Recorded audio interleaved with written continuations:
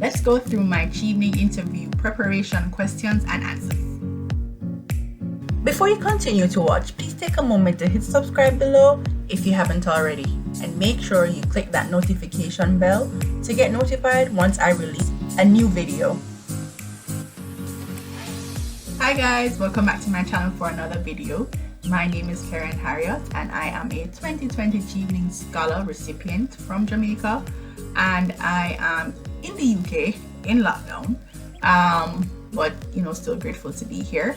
So this video is actually like the third part of a three-part series in terms of the Chevening interview preparation. So in the first video, I talked about my interview preparation tips for 3 different scholarship interviews: Commonwealth, the Irish Fellowship Program, and Chevening.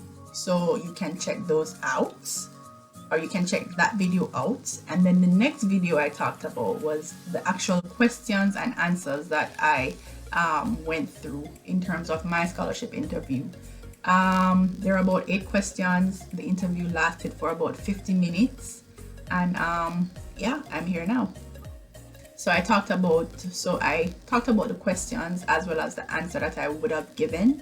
But in this video now, I'm going to show you clips from my actual interview preparation process, and how I actually recorded myself pretty much to as a means of reviewing my performance as well as identifying my gaps in terms of my question responses.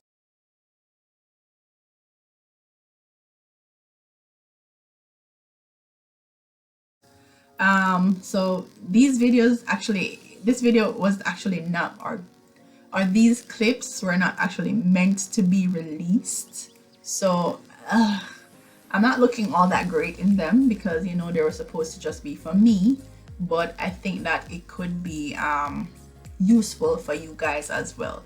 So please do not come at me in the comments. I know I look a mess, but these were just for practice. Okay, so have fun watching, guys, and check out the other 2 videos if you haven't done so already. In talking about my leadership experience, I feel it is important to mention that my overall purpose for being here is really the fact that I am passionate about creating that digital infrastructure that is really needed to safeguard Jamaica against environmental and climate change challenges.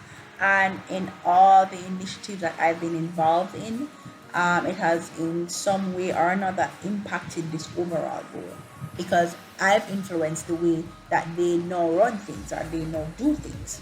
I've also done this within the forestry department, and I've done so pretty much by definitively transforming, by implementing the agency's first online GIS platform that really facilitates an improved way that we do spatial data collection and management. And specifically what I've done was to really look at the inefficiencies, was to note the inefficiencies that were really taking place the first time I came to the forestry department. This was impacting the way that we were reporting, that we were making our monthly reports. I can't talk about all of that. And the way that we hitting our yearly targets. So I knew that there was a way that we could fix this. I knew that we also had access, so I presented my findings and my solutions to my manager. I was then given the go-ahead to implement the platform. So now it was like leading and influencing from 2 sides of a coin. On one side, I was leading the implementation team that was made up of many staff members. So I had to really utilize my leadership skills, my leadership and management skills, to ensure that my implementation team, they were hitting our targets on time, our implementation targets on time. And then on the other side of the coin now, I had to really keep the senior management team abreast of all our implementation activities, because this was such a major transformation for the company. It meant that I really had to make sure that I was present at the senior management meetings to really ensure that the management team, that they were provided with a full wholesome picture, and to influence decisions that would really impact the outcome of the platform.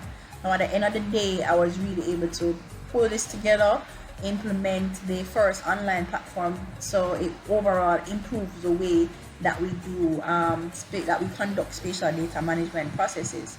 And here we've been able to assess 4,000 hectares of mangrove forest as of March, and this is being utilized, and this is being used to create the first mangrove management plan.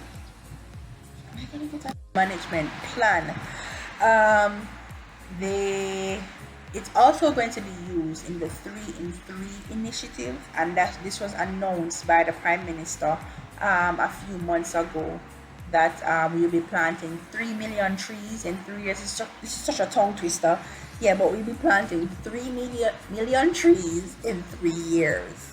So this is the platform that we'll actually be using to assess the project activities, or assess the project activities, and to kind of keep abreast of what's going on in terms of completing the project. It has also earned an achievement for improving government services, and this was by the Urban and Regional Information Systems Association in 2019. To me, networking is more than just meeting somebody once and saying that they're a part of a network. To me, what makes a network really is collaboration. Collaboration really is key. I strongly believe that this is the greatest way to make impactful changes.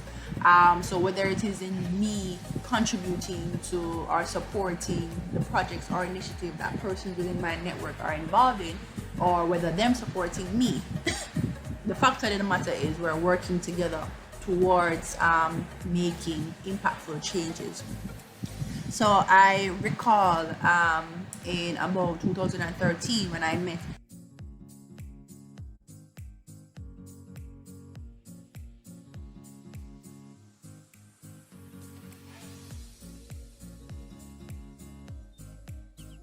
we actually met at the launch for the first virtual reference system in the Caribbean. It was in Jamaica. It was launched in Jamaica, or it was implemented within Jamaica, and I was actually a part of that implementation team. Now, when we met at that event, we discussed the impact that the potential that the VRS could have on development for Jamaica. Now, following the event, we really kept in touch through calls, through emails, and pretty much through talking at industry events. Now, where this contact really came in, where this contact really made an impact was particularly when I made the shift to the forestry department. I knew I wanted to make impactful contributions towards GIS development, towards the public sector's initiatives in GIS development across Jamaica.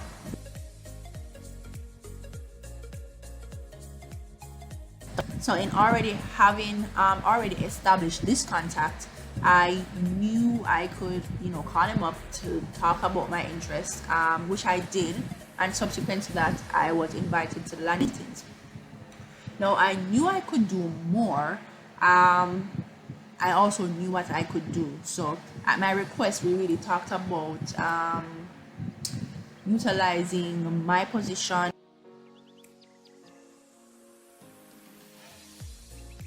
and basically utilizing these positions to see how best I could contribute towards GIS development across Jamaica. And out of that came I began to advocate for the enterprise license agreements for Jamaica, which I mentioned before is pretty much a solution that puts the latest in technology, the latest in GIS technology into the hands of government agencies so that they can do their part in making, in contributing to the development of Jamaica from all angles. So while I had the opportunity to at times present to in probably 100 people or over 50 companies, what really made it impactful was when I voluntarily assisted with implementing the enterprise license agreement within 10 organizations, so far 10 organizations. And what this meant really and truly was the fact when I voluntarily collaborated with global professionals, when I collaborated with these professionals to implement a new system within their organizations. So now what that means for my network is that because I collaborated with them on something that is so impactful for them, it now means that whenever I have my own projects or my own initiatives that I would want to see through, that I would want to implement through the public sector of Jamaica, really, I have at least 10 organizations. I mean, there are more, but for sure there are at least 10 organizations that I can call on for their support. For instance, I want to implement the policy mapping for Jamaica, and having connections within the public sector would be a good way to do that, or would having support with from agencies within the public sector would be a good start for that. I know that as it relates to like the Chevening network now, I know that if I'm supposed to benefit from the Chevening opportunity, I would definitely want to be in a position where I could network with other global professionals, of course those within the Chevening network and those within UK overall, collaborate with these professionals in order to really determine what they are doing in order to really determine what they are doing in terms of protecting their own environment against risk and hazards. So in establishing these collaboration or in establishing these networks, I'd really be able to take back, get bits and pieces of information from all over, and take from that what I will, and pretty much to implement something. So why the UK? And why Chevening? So when I was really looking to study, I knew I wanted to do a master's degree, and I knew I wanted to do it, along the lines of sustainability, environmental management. So when I was looking for countries to study my master's, and I was looking for the master's degree itself, I knew I wanted to be in an area or in a country that's not really only talking the talk, so to speak, but also walking the walk. In that it had to be a country that was really playing their part in terms of tackling environmental challenges or climate change challenges, and the UK is one such country, is one of the leaders in that, as a matter of fact. They are really looking at making impactful changes, or hitting climate targets, really, like reducing the greenhouse gas emissions to net zero by 2050, having already done so by 44% by as of 2018. They're looking at having carbon plans, energy alternatives, things like that. So having the UK already being a top leader, being a leader in terms of environmental sustainability, they have really become a key driver in terms of this overall. So I felt that it was, first of all, important to look to the UK as a model in terms of that. But what really makes it the right choice for me is that not only is the UK really looking towards or really impacting